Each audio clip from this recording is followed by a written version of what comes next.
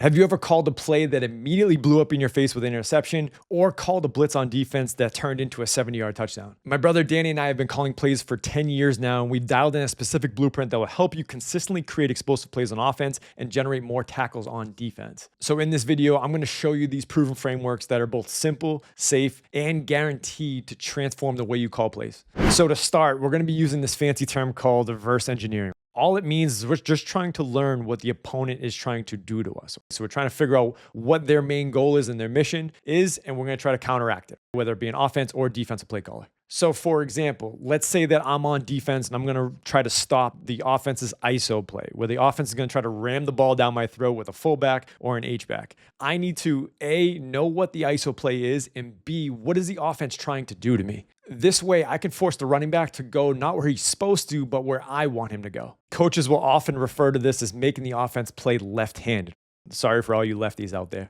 So now let's dig into this play just a little bit deeper and how you can actually stop ISO. So the ISO play utilizes double teams and vertical push, meaning they're physically trying to displace the line of scrimmage into the lap of the linebackers. The rest of the offensive linemen will use leverage blocks to kick out their defenders. The key block here is from the fullback. He will run as fast as he can at the Mike linebacker and block him while the running back follows behind him. So now that you're well aware of what the ISO play actually is, how do we stop it? Well, let's dig into the brain of the offensive coordinator real quick. Where is he trying to run the football? The answer is the open B gap, also known as the B gap bubble. Offensive coordinators will often try to find this B gap bubble and expose it. It makes the play so much easier to run when you have an open B gap in a 4-down front.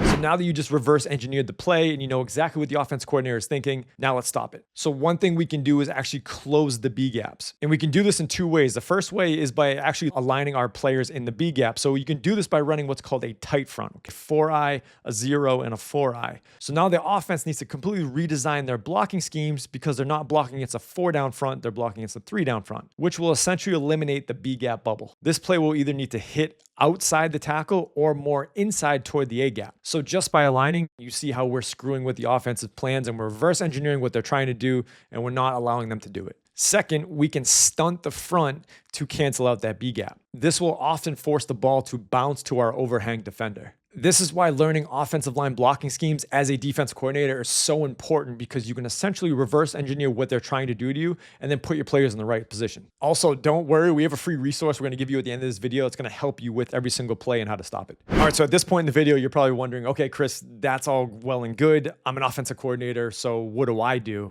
Let me show you. Now, as an offensive coach, it's good to understand that each front has its strengths and weaknesses. So for instance, the front that we showed you to stop ISO isn't necessarily great at stopping outside zone. And like we referenced against ISO, the overfront isn't necessarily great at stopping that play. So each defensive front has its own ways to stop certain plays, and it also has its weaknesses and different ways that you can exploit it. So how do you apply this to your playbook? By learning what each front is good at stopping, you can reverse engineer what also exposes it. So let's take a look at an example.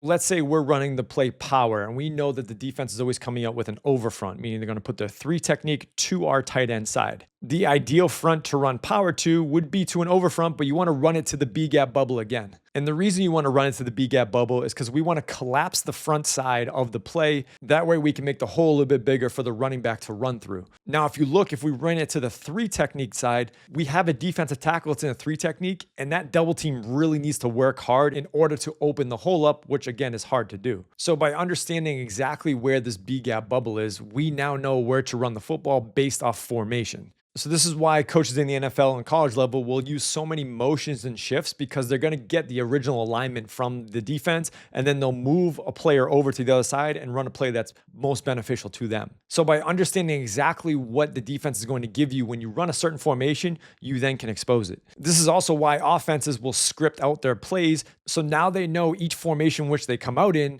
how the defense is going to respond to it, and they know exactly what plays are going to be more explosive for them when they do run it. So where do you learn about all of these offensive plays and defensive formations? Well, we've actually created a free guide for you in the description below. You'll find every explanation of every play, every formation, and also how to expose it from both an offensive and defensive perspective. So be sure to check out that free download in the description below. We'll see you next time.